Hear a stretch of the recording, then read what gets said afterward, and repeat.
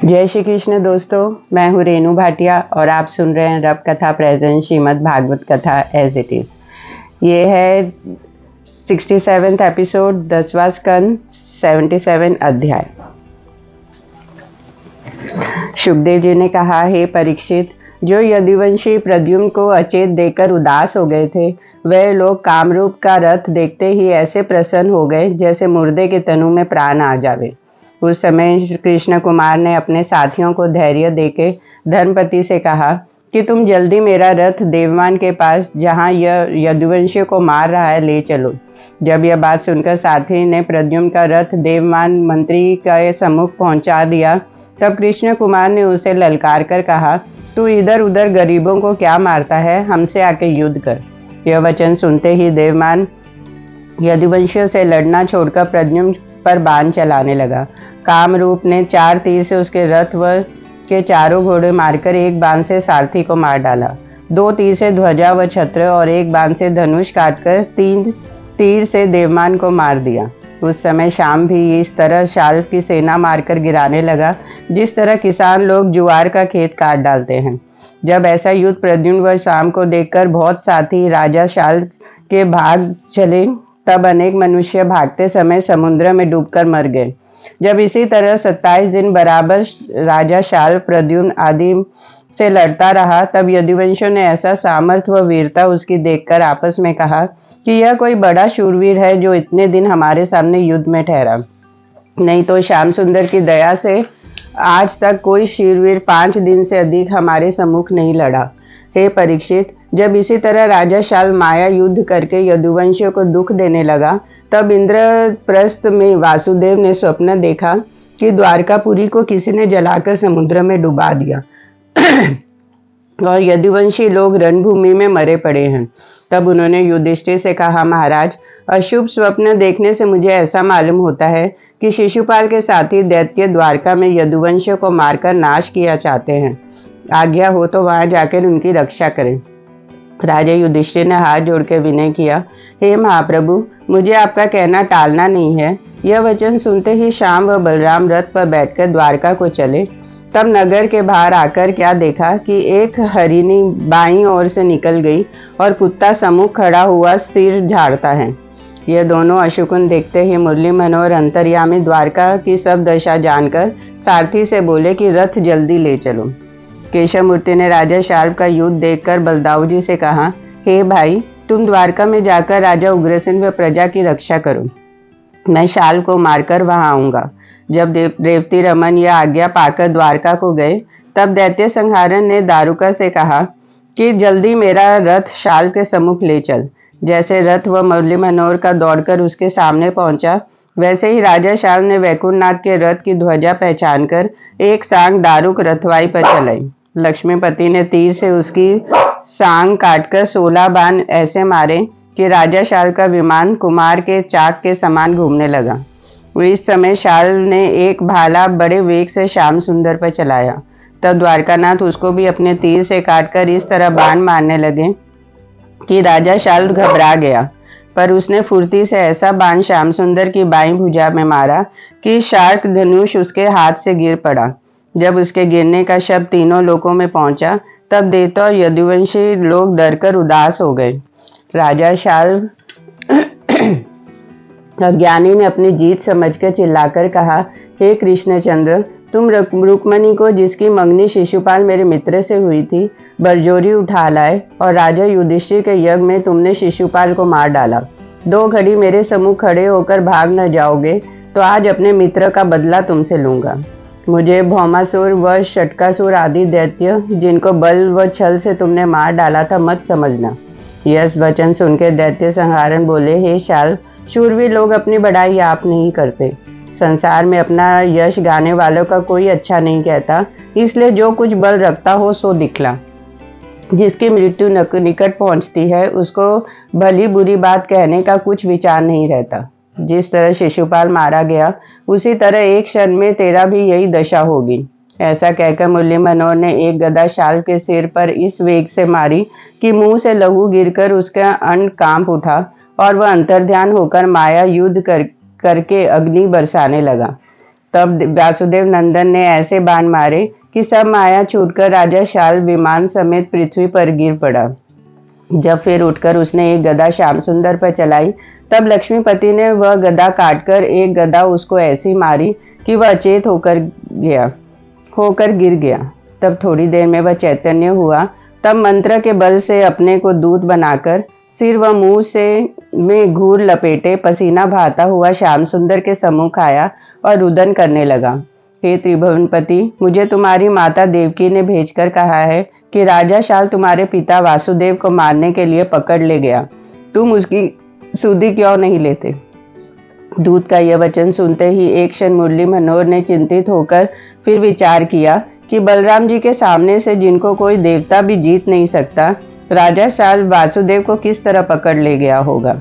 जिस समय केशव मूर्ति इस तरह के सोच व विचार कर रहे थे, उसी समय शाल माया रूपी वासुदेव बनकर उनके बाल पकड़े हुए श्री कृष्ण जी के सम्मुख ले आया। तब माया रूपी वासुदेव तड़पता हुआ श्याम सुंदर से बोला, हे बेटा, हम तुमको उत्पन्न व पालन व रक्षा करने वाले संसार का जानते हैं, सो राजा शाल मुझे तुम्हारे सामने लाकर प्राण लेना चाहता है। इसके हाथ से जल्दी छुड़ाओ। यह बड़े लज्जा की बात समझना चाहिए। मैं तुम्हारे ऐसा बेटा त्रिभुवनपति पाकर इतना दुख पाऊं। जिस समय माया रूपी वासुदेव इस तरह विलाप कर रहा था, उसी समय शाल ने ललकार कर फिर श्याम सुंदर से कहा कि देखो, हम वासुदेव को पकड़कर तुम्हारे सामने मारते हैं, तुम्हें बल हो तो छुड़ाओ। ऐसा कहकर राजा शाल ने माया रूपी वासुदेव का सर तलवार से काटकर बरछी की नोक पर उठा लिया और सब लोग को दिखलाकर बोला, हे कृष्ण, तुमने देखा किस तरह तुम्हारे बाप को मैंने मार डाला, उसी तरह यदुवंश को मारकर समुद्र में डाल दूंगा। यह हाल देखकर एक क्षण मुरली मनोहर की मूर्छा आ गई। फिर उन्होंने ध्यान धरकर देखा तो मालूम हुआ कि यह माया रूपी वासुदेव बना है। इतनी कथा कहकर सुखदेव जी बोले, हे राजन, जिस समय माया रूपी दूत ने आकर देवकी के संदेश कहा और शाल ने माया रूपी वासुदेव का सिर काट लिया, उस समय लक्ष्मीकांत ने कुछ संदेह हुआ था। यह हाल सुनकर ऋषिवर व ज्ञानी लोग ऐसा कहते हैं कि जिन परमेश्वर का नाम लेने से संदेह छूटकर मन शुद्ध हो जाता है, उनके कामों में संदेह करना न चाहिए। जब केशव मूर्ति ने समझा कि शाल ने माया रूपी वासुदेव बनाकर सिर काटा है, तब पांचजन्य शंख बजाकर बड़े क्रोध से अपना रथ उसके पीछे दौड़ाया और एक गदा ऐसी मारी कि राजा शाल का विमान 100 टुकड़े होकर समुद्र में गिर पड़ा। उस समय शाल ने विमान में से कूदकर एक गदा वासुदेव नंदन पर चलाई, जो दैत्य संहारन ने अपनी गदा से उसकी गदा तोड़ डाली। जब इसी तरह देर तक राजा शाल द्वारका नाथ से गदा युद्ध करता रहा, तब वृंदावन बिहारी ने बाण से उसकी भुजा काट गदा समेत गिरा दिया और सुदर्शन चक्र मारकर इस तरह उसका सिर काट लिया, जिस तरह इंद्र ने वत्रासुर दैत्य को मारा था। जब शाल के गढ़ से एक ज्योति निकलकर वासुदेव नंदन के मुख में समा गई, तब देवताओं ने राजा शाल को मरना देखकर दुग्धुम्बी बजाई और दैत्य संहार पर फूल बरसाकर उनकी स्तुति करने लगे।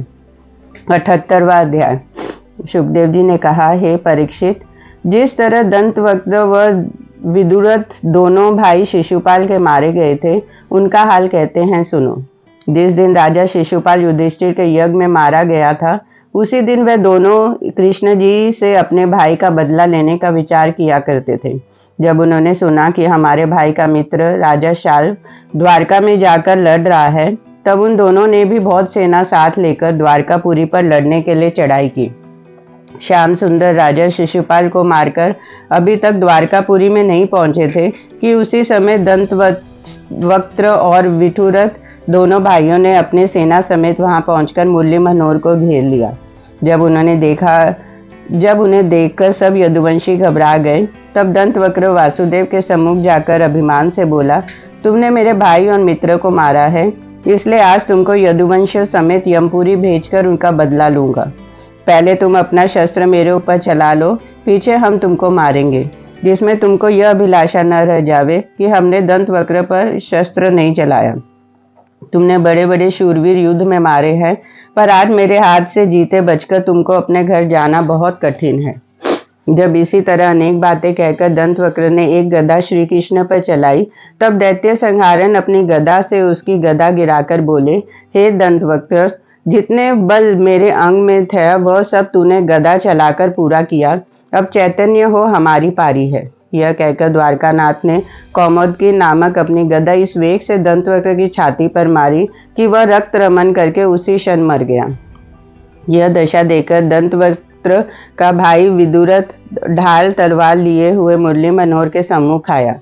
लक्ष्मीपति ने उसका सिर सुदर्शन चक्र से काटकर मुकुट व कुंडल समेत पृथ्वी पर गिरा दिया। जब उन दोनों के मरते ही उसकी सब सेना भाग गई, तब तीनों लोकों में हर्ष हो गया। देवताओं ने श्याम सुंदर पर फूल बरसाए और दुदुम्बी बजाकर स्तुति करके बोले, हे दीनानाथ, तुम्हारी लीला अपरंपार है, कोई उसका भेद नहीं जान सकता। जय व विजय आपके द्वारपालक सनकादिक के शाप देने से प्रथम हिरण्याक्ष व हिरण्यकशिपु हुए, दूसरे बार रावण व कुंभकर्ण हुए और तीसरा जन्म शिशुपाल व दंतवक्र हुए। वे चतुरतावश तुम्हारे भजन व स्मरण करते थे। आपने उनका उद्धार करने के लिए 3 बार सगुन अवतार धारण किया और अपने रथ से उनको मारकर फिर वैकुंठ में भेज दिया। ऐसे दीन दयालु व अपने भक्त की रक्षा करने वाला दूसरा कौन होगा। जब सब देवता यह स्तुति करके और श्याम सुंदर को दंडवत करके अपने अपने लोक को चले गए, तब वृंदावन बिहारी भक्त हितकारी ने जैसे घायल व मरे हुए यदुवंशियों को अमृत रूपी दृष्टि से देखा, वैसे ही मरे हुए जी उठे और घायल लोग अच्छे हो गए। जब यह महिमा वैकुंठनाथ की देखकर सब छोटे बड़े उनका यश गाने लगे, तब लक्ष्मीपति सब यदुवंशियों को साथ लेकर आनंद पूर्वक दुदुम्बी बजाते हुए द्वारका में आए और राजा शाल आदि की जो वस्तु लूट लिए थे वह सब उग्रसेन को दी। उनको देखते ही सब छोटे बड़े ने प्रसन्न होकर अपने अपने घर मंगलाचार मनाया। वैकुंठनाथ की आज्ञा से विश्वकर्मा ने जो स्थान दैत्यों के तोड़ डाले थे, क्षण भर में ज्यों का त्यों बना दिया। श्री कृष्ण जी ने उसी दिन युद्ध करना छोड़कर यह प्रतिज्ञा की कि अब शस्त्र धारण न करूंगा। इतनी कथा सुनाकर सुखदेव जी बोले, हे परीक्षित, जब कुछ दिन बीते, राजा युधिष्ठिर और पांडव व दुर्योधन आदि कौरवों से महाभारत की तैयारी हुई, तब श्याम सुंदर राजा उग्रसेन से यह समाचार कह के बलराम जी से बोले, हे भाई, इस महाभारत में मुझे क्या करना चाहिए। यह बात सुनकर बलदाऊ जी ने मन में विचारा कि मुरली मनोहर पांडवों की इच्छा पूर्ण करने के लिए महाभारत कराया चाहते हैं। वे वहां जाकर दुर्योधन अपने चेले की सहायता करूंगा तो केशव मूर्ति खेद मानेंगे और श्याम सुंदर की आज्ञा पालन करने में दुर्योधन बुरा मानेगा। इसलिए हस्तिनापुर न जाकर तीर्थ यात्रा करना चला जाता हूँ। आगे जो इच्छा वैकुंठनाथ की होगी वैसा करेंगे। यह बात विचार कर रेवती रमन ने श्री कृष्ण जी से विनय किया, हे महाप्रभु, आप हस्तिनापुर में जाके जैसा उचित हो वैसा कीजिए। मैं तीर्थ यात्रा करता हुआ वहां आकर पहुंचूंगा। यह वचन सुनकर केशव मूर्ति ने महाभारत कराने की इच्छा से बलदाऊ जी को बरजना उचित नहीं जाना। जब वासुदेव नंदन कुरुक्षेत्र में जहाँ 18 अक्षौहिणी दल महाभारत करने के लिए इकट्ठा हुआ था गए, तब बलदाऊ जी भी प्रभास क्षेत्र, सरस्वती, गंगा व यमुना आदि सब बहुत तीर्थों पर स्नान, दान व यात्रा करते हुए निमशार व मिश्रित में पहुंचे। वहां उन्होंने क्या देखा कि एक स्थान पर बहुत से ऋषिवर व मुनि इकट्ठे होकर यज्ञ करते हैं। दूसरी जगह रोमहर्षण सूत पौराणिक चेला वेदव्यास जी का सिंहासन पर बैठा हुआ शौनकादिक ऋषिवरों की कथा सुनाता है। बलदाऊ जी को देखते ही शौनकादिक सब ऋषिवर सम्मान करने के लिए उठ खड़े हुए, पर रोमहर्षण विद्या के अभिमान से नहीं उठा। तब रेवती रमन क्रोधित होकर बोले, इस मूर्ख को किसने व्यास गद्दी दी है। हरि कथा वाचने के लिए ऐसा ज्ञानी व हरिभक्त चाहिए जिसे लोभ व अहंकार न हो। आप ऋषिवर लोग देखते हैं कि यह पौराणिक विद्या पढ़ने पर भी शास्त्रानुसार न चलकर अभिमान के मन में अंधा हो रहा है। जिस तरह कलयुग में के ब्राह्मण दूसरों को उपदेश देकर आप मर्यादा पूर्वक नहीं चलते, उसी तरह यह काम, क्रोध, मोह व लोभ के वश में होकर छोटे बड़ों को नहीं पहचानता। हमारा अवतार केवल अधर्मी व कुचालियों को मारने के लिए हुआ है, इसलिए जो हमारे सामने कुमार्ग चले उसका अपराध हम क्षमा नहीं कर सकते। ऐसा कहकर शेषावतार ने एक कुशा मंत्र पढ़कर क्रोध से सूत की तरफ फेंका तो वह कुशा लगते ही रोमहर्षण का सिर कटकर गिर गया। यह हाल देखते ही शौनकादिक ऋषिवरों ने चिल्लाकर बलभद्र से कहा, महाराज, यह सूत हरिचरित्र सुनाकर अपने व सुनने वालों को कृतार्थ करता था, उसे व्यास गद्दी पर बैठे हुए तुमने मार डाला, सो अच्छा नहीं किया।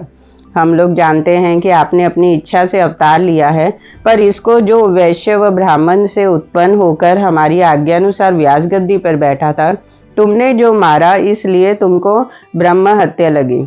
अब तुमको प्रायश्चित करना चाहिए। कदाचित तुम ऐसा नहीं करोगे तो दूसरा कोई ब्रह्म हत्या से क्यों डरेगा। जब श्याम सुंदर तुम्हारे छोटे भाई पर ब्रह्म परमेश्वर ने भृगु ऋषिवर ने बिना अपराध लात मारी थी, तब उन्होंने ऋषिवर के पांव हाथ से दबाकर कहा था कि मेरे कठोर हृदय से आपको कोमल चरणों पर चोट तो नहीं लगी। इससे ब्राह्मणों की पदवी समझना चाहिए। यह ज्ञान रूपी वचन सुनकर बलराम जी का क्रोध शांत हुआ। तब उन्होंने ऋषिवरों से कहा, महाराज, आप लोग सच कहते हैं, मुझसे अपराध हुआ जो मैंने क्रोधावश ब्राह्मण को मार डाला। आप इसका कोई प्रायश्चित बताइए जिससे हमारा शरीर शुद्ध हो जावे। इस सूत का कोई पुत्र हो तो बुलाओ, उसे हम व्यास गद्दी पर बिठा दें।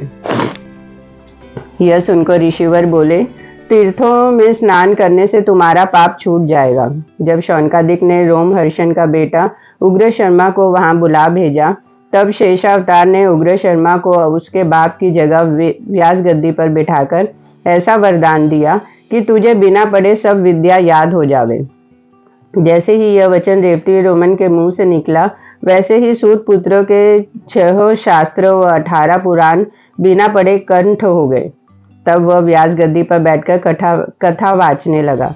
बलराम जी की यह महिमा देखते ही सब ऋषिवर प्रसन्न होकर बोले, महाराज, तुम्हारी दया से सूत के मरने का सोच तो छूटा, पर इलवल दैत्य वानर रूप से पूर्णमासी व अमावास्या व द्वादशी में आकर हमारे यज्ञ व होम में पीप व रक्त व हड्डी फेंक देता है, इसलिए हम लोगों को बड़ा दुख पाते हैं। आप तीर्थवासियों पर दयालु होकर उस वानर को मार डालिए, तो हम लोग निर्भय होकर यज्ञ व होम किया करें। यह वचन सुनकर बलराम जी बोले, बहुत अच्छा, हम उस वानर को मारकर तुम्हारा दुख छुड़ावेंगे। 19वां अध्याय। शुकदेव जी बोले, हे परीक्षित, रेवती रमन ऋषिवरों के कहने से इलवल दैत्य को मारने के लिए कई दिन तक निष्मार मिश्रिक में टिके रहे। पूर्णमासी के दिन बड़ी आंधी चलकर पानी व रक्त व पीप बरसने लगा। उस समय ऋषिवरों ने बलराम जी से कहा, महाराज, यह सब लक्षण उस वानर के आने के हैं। यह वचन सुनकर बलदाव जी ने जैसे ही हल व मुसल अपने शस्त्रों को याद किया, वैसे ही वे दोनों उनके पास आ पहुंचे।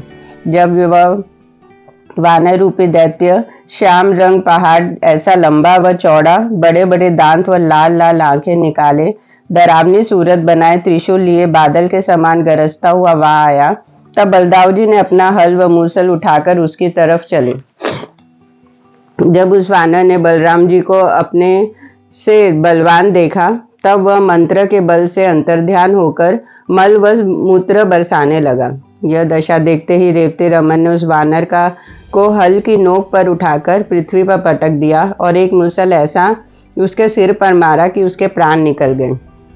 उस दैत्य का मारना देखकर सब ऋषिवर इस तरह प्रसन्न हो गए जिस तरह वत्रासुर दैत्य को मरने से देवता आनंदित हो गए थे। उसी समय ऋषिवरों ने रेवती रमन को आशीर्वाद देकर ऐसे सुगंधित पुष्पों की माला गले में पहना दी जिसका फूल कभी न कुमलावे। देवताओं ने बलदाव जी पर फूल बरसाकर दुदुम्बी बजाई। जब ऋषिवरों ने दैत्य के मारे जाने से निर्भय होकर बलदाव जी को विदा किया, तब रेवती रमन गढ़मुक्तेश्वर, गोमती, गंडक, गंगा, व्यासा, कौशिकी, सरयू, पुलहाश्रम, सोनभद्र, प्रयाग, काशी आदि तीर्थों में गए और वहां पर स्नान व दान दिया। फिर वहां से गयाजी, गंगा सागर, गोदावरी, भगीरथी, सिंगल द्वीप, भीमरथी, सेतुबंध, रामेश्वर, विंध्याक्षेत्र, श्रीशैल व आदि तीर्थों में जाकर स्नान करके 10-10 हजार गौ विधि पूर्वक ब्राह्मण को दान दिया। फिर वहां से स्वामी कार्तिक, अगस्त्य मुनि, परशुराम जी व अर्जुन बाला का दर्शन करते व राह में सब लोगों को सुख देते हुए वर्षवें दिन पृथ्वी की परिक्रमा करके हरिद्वार में आए। यह हाल सुनते ही रेवती रमन कुरुक्षेत्र को चले। जिस समय राजा दुर्योधन व भीमसेन महाभारत के 18वें दिन आपस में गदा युद्ध कर रहे थे, उसी समय वहां पहुंचे। जब उनको देखकर युधिष्ठिर आदि पांचों भाई व दुर्योधन ने दंडवत किया, तब बलदाव जी उन लोगों को आशीर्वाद देकर बोले, बड़े सोच की बात है कि श्याम सुंदर त्रिभुवनपति के रहने पर भी कौरवों व पांडवों ने रजोगुण व तमोगुण के वश होकर अपने भाई बंधु आदि लाखों मनुष्य का नाश किया। भीमसेन व दुर्योधन दोनों मनुष्य बल में बराबर है, पर भीमसेन का श्वास लड़ते समय नहीं फूलता और दुर्योधन गदा युद्ध उससे अच्छा जानता है। उनकी यह दशा देखकर बलदाव जी ने भीमसेन और दुर्योधन से कहा कि तुम लोग लड़ना छोड़ दो, जिसमें तुम्हारा वंश रहे। महाभारत करने से इतना परिवार तुम्हारा मारा गया, इस पर भी तुमको अपना भला व बुरा नहीं सूझ पड़ता। यह वचन सुनते ही परमेश्वर की इच्छा अनुसार दोनों वीरों ने बलदाव जी से हाथ जोड़कर विनय किया, महाराज अब रन में चढ़कर हम लोगों से उतरा नहीं जाता। जब रेवती रमन के समझाने पर भी उन दोनों ने लड़ना नहीं छोड़ा, तब बलदाव जी वैकुंठनाथ की इच्छा समझकर चुप हुए रहे। उसी समय भीमसेन ने एक गदा दुर्योधन की जांघ पर ऐसी मारी कि उसकी जंघा टूट गई और वह पृथ्वी पर गिर पड़ा।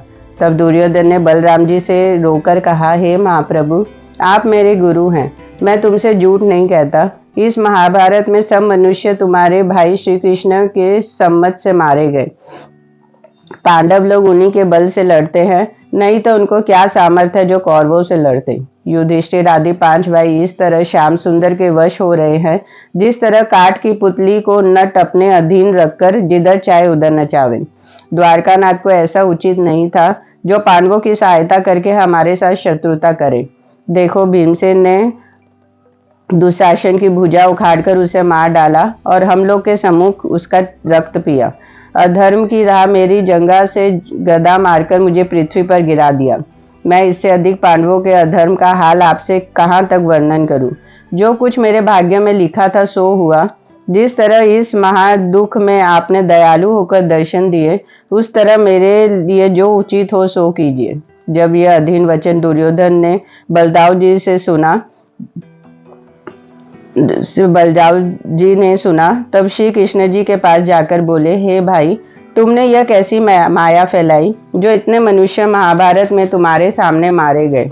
दुशासन की भुजा उखाड़कर दुर्योधन की जंघा तुड़वाई। यह धर्म युद्ध की बात नहीं है कि कोई बलवान मनुष्य किसी की भुजा उखाड़कर कमर के नीचे गदा चलावे। धर्म युद्ध में एक एक मनुष्य अपने बराबर वाले को ललकार कर लड़ते हैं। यह सुनकर वासुदेव नंदन बोले, हे भाई, तुम नहीं जानते कौरव लोग बड़े अधर्मी व पापी हैं। उनका हाल कुछ कहा नहीं जाता। देखो, पहले दुर्योधन ने दुशासन व शकुनी के कहने से कपट जुआ खेलकर सब देश व धन युधिष्ठिर आदि का जीत लिया और उनको 13 वर्ष वनवास दिया। फिर दुशासन ने सिर के बाल पकड़े हुए द्रौपदी को राजसभा में लाकर नंगी करना चाहा। जिस समय दुर्योधन ने द्रौपदी ऐसी पतिव्रता को अपने जंघा पर बैठने के लिए कहा, उसी समय भीमसेन ने सौगंध खाकर यह प्रतिज्ञा की थी कि दुशासन की भुजा उखाड़कर दुर्योधन की जंघा अपनी गदा से तोड़ूंगा। वही प्रण भीमसेन ने अपना पूर्ण किया।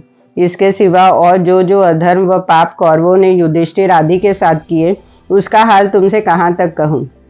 यह महाभारत की आग जो प्रज्वलित हो रही है, किस तरह बुझ नहीं सकती। तुम इस बात का कुछ सोच मत करो। जब बलदाव जी ने यह वचन मुरली मनोहर के मुख से सुना, तब उनकी इच्छा इस तरह जानकर कुरुक्षेत्र से द्वारकापुरी में चले गए और वहां से अपनी स्त्री रेवती और कई यदुवंशियों को साथ लेकर फिर निष्पार मिश्रित में इस इच्छा से गए, जिसमें ब्रह्म हत्या के पाप जो तीर्थ स्थान करने से छूट गया था, वह ऋषिवरों को दिखला आवे। जैसे शौनकादिक ऋषिवरों ने बलदाव जी को देखा, वैसे ही अति प्रसन्न से आशीष देकर कहा, अब तुम्हारी ब्रह्म हत्या छूट गई। जब यह वचन बलदाव जी ने सुना, तब बड़े हर्ष से वहां स्नान, दान व यज्ञादिक शुभ कर्म किया।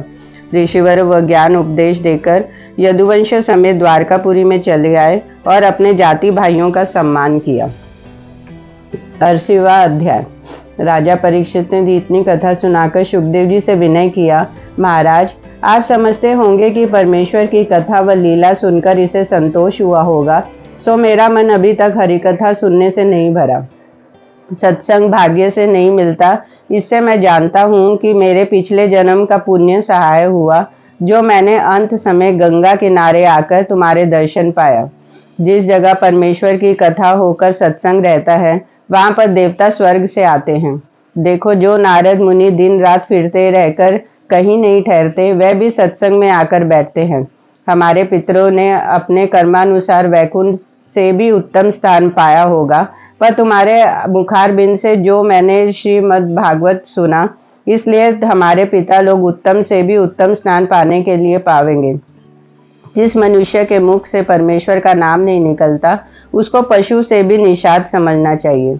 जो कानों से भगवान की स्तुति व कथा नहीं सुनता, उसके कान सर्प व बिच्छू के बिल के समान हैं। जो सिर हरिमंदिर व देवस्थान पर साधु व ब्राह्मण के सम्मुख दंडवत नहीं करता, वह मस्तक अंग पर बोझ के समान समझना उचित है।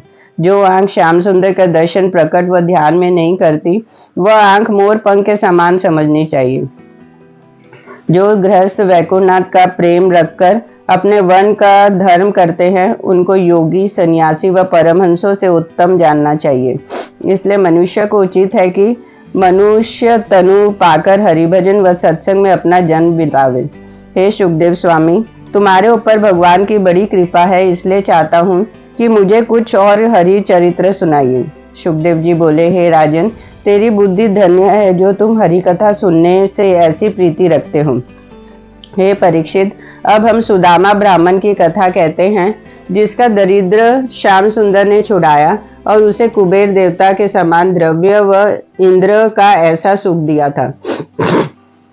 दक्षिण दिशा द्राविड देश में विदर्भ नाम का एक नगर था। वहां के राजा व प्रजा अपने कर्ण व धर्म से रहकर साधु व ब्राह्मण की सेवा किया करते थे। उसी नगर में सुदामा ब्राह्मण वेद व शास्त्र का पढ़ा हुआ श्री कृष्ण जी का गुरु भाई रहता था। वह ऐसी गरीबी में अपना जन्म काटता था कि उसे तनु भर कपड़ा व पेट भर भोजन नहीं मिलता था। कभी कभी उपवास हो जाते थे। इस पर भी वह मन अपना विरक्त रखकर आठों पहर मग्न रहता था। उसकी स्त्री सुशीला भोजन व वस्त्र का दुख पाने पर भी प्रेम पूर्वक अपने पति की सेवा करती थी। दोनों स्त्री पुरुष संसारी सुख स्वप्नवत समझकर दिन रात परमेश्वर का स्मरण व ध्यान किया करते थे। बिना मांगे जो कुछ मिलता था उसे खाकर प्रसन्न रहते थे। एक बार ऐसा संयोग हुआ कि सुदामा ब्राह्मण को स्त्री व चारों बेटों समेत 2 उपवास हो गए। जब तीसरे दिन 2 बालक भूख से अति व्याकुल होकर रोने लगे, तो सुशीला ने बेटों की कल्पना देखा नहीं गया और उसने डरती व कांपते हुए अपने स्वामी से हाथ जोड़कर विनय किया, महाराज, मैंने सुना है कि श्री कृष्ण जी लक्ष्मीपति तुम्हारे मित्र व गुरु भाई हैं। उन्होंने केवल ब्राह्मणों की रक्षा व हरिभक्तों का दुख छुड़ाने के लिए अवतार लिया है। आप उनके पास क्यों नहीं जाते, जिसमें तुम्हारा दुख व दरिद्र छूट जावे। तुमको गृहस्थ ब्राह्मण समझकर वह इतना द्रव्य देंगे, फिर तुम्हें कुछ संसारी इच्छा न रहेगी। यह सुनकर सुदामा ने कहा, हे प्रिय, तेरा ज्ञान जहाँ जाता रहा, जो तुझे इतनी तृष्णा उत्पन्न हुई। ब्राह्मणों को लालच करना अच्छा नहीं होता। तृष्णा रखने में बहातेज नहीं रहता। जैसे 3 पन हमारे बीते गए, वैसे ही चौथा पन भी परमेश्वर की दया से बीत जाएगा। इस तरह लालच करके कहाँ जाऊं? कहीं रास्ते में बुढ़ापे से गिर पड़ूं तो संसारी लोग कहेंगे कि सुदामा ने बुढ़ौती समय लालचवश होकर अपने हाथ पैर तोड़े। यह बात सुनकर सुशीला बोली, हे महाप्रभु, मैं आपको लालच की राह वहां जाने की सम्मति न देकर इसलिए कहती हूँ कि महात्मा व बड़े लोगों का दर्शन करने से सब दुख छूटकर सुख प्राप्त होता है। श्याम सुंदर त्रिभुवनपति ब्राह्मणों पर दया कर रखते हैं। वहां जाने से तुमको सुख के सिवा कुछ दुख प्राप्त न होगा। यह सुनकर सुदामा ने कहा, हे प्राण प्यारी, सच है, मैं श्री कृष्ण जी से मित्रता व जान पहचान रखकर अपने को उनका सेवक समझता हूँ। जब मैं उनके पास भेंट करने जाऊंगा, तब वह मुझे कंगाल जानकर द्रव्याधिक संसारी सुख भोगने के लिए देंगे। इसलिए मेरे निकट उन त्रिभुवनपति से जो अर्थ, धर्म, काम, मोक्ष चारों पदार्थ के देने वाले हैं, दया रूपी से सदा स्थिर नहीं रहता, लेना उचित नहीं है। क्योंकि जब उनकी दया से मुझे धन मिलेगा, तब हमसे उनका ध्यान व स्मरण जैसे गरीबों में बन पड़ता है वैसा नहीं हो सकेगा। संसारी सुख में लपट जाने से परलोक का सोच भूल जाएगा। मैंने पूर्व जन्म किसी को कुछ दान दिया होगा जो इस जन्म में मुझे मिलता।